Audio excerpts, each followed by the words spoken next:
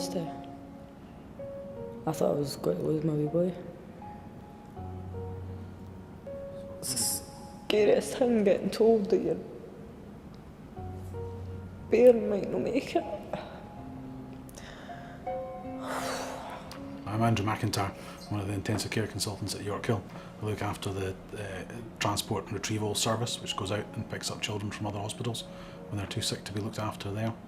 My particular job is when that happens to children who aren't in Glasgow, and we need to go to whichever hospital they're in and move them back to York Hill without letting them deteriorate or get sicker while we're doing that.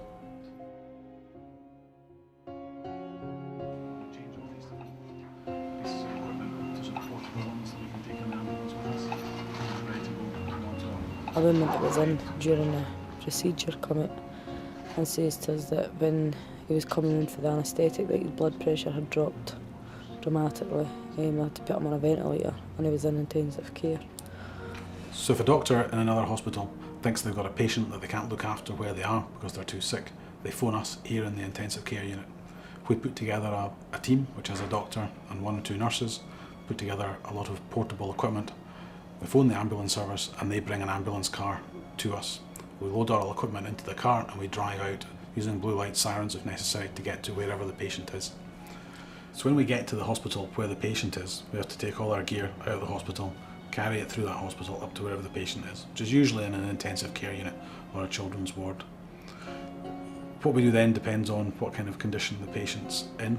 If the patient has been had a lot of intensive care things done to them already, what we're essentially doing is transferring the patient from the equipment that they're on at that hospital onto our portable equipment and getting them as stable as we can get them, set up as we can get them to be moved back to York Hill. One of the big problems we have is that we need to provide very sophisticated intensive care for very sick children, but using equipment that we can only just carry by hand.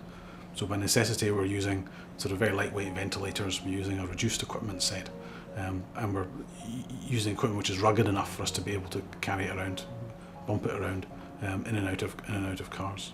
The equipment itself is designed to be able to cope with a fair bit of handling, but there's a lot of it. What we're trying to do is get somebody who might already be getting quite complicated care and then move them out to the hospital without letting the level of care they're getting deteriorate at all. In order to get back to York Hill, what we do is get an ambulance from the ambulance service. They send us a normal accident and emergency ambulance. It's the kind of vehicle that would turn up if you had a car crash or if you fell ill at home.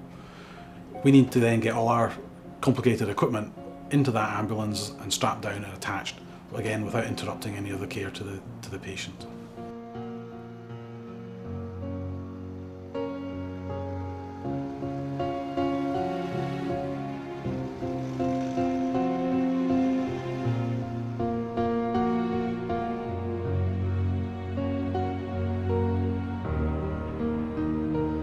I was going to come up to York Hill and be told that I never made it.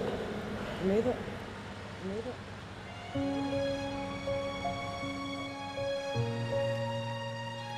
What we do at the moment is manage to provide the intensive care, and we're very good at it. We've been doing it for a long time. But we do make some compromises. First of all, we take a long time to get everything organised and sort of sorted out in the ambulance that we're using. If we had things that came purpose-built for our use, then we'll be able to do it more quickly.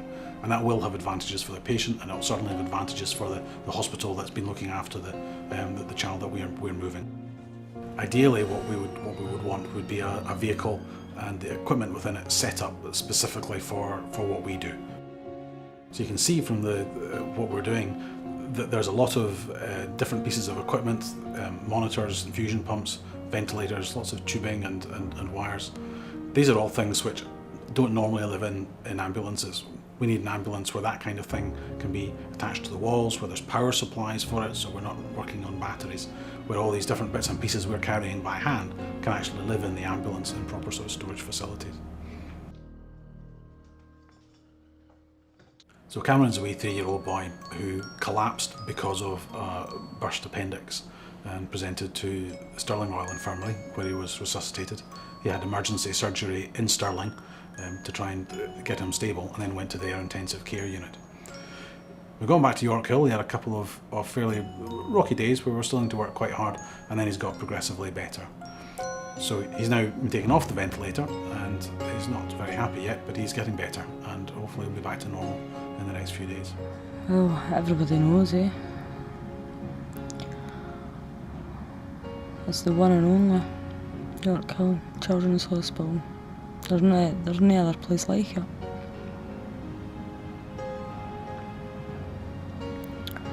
No other place like it. Saved my wee boy.